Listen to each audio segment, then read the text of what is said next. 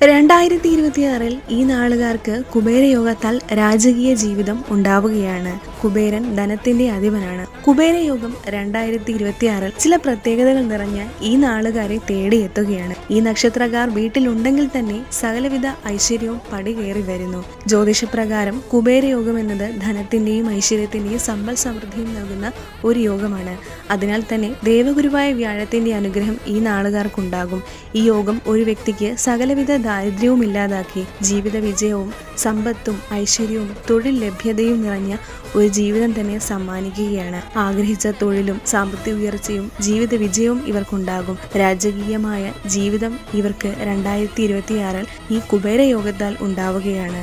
നനച്ചിരിക്കാത്ത ഒരു ഭാഗ്യകാലം തന്നെയായിരിക്കും ഇവരെ തേടിയെത്തുന്നത്. ഇവർ മഹാദേവ പ്രീതി വരുത്തുക. ആ നാളുകാർ തിരുവോണം, അനിഴം, രോഹിണി, ചിത്തിര, വിശാഖം, ഉത്രട്ടാതി, മൂലം, പുണർദം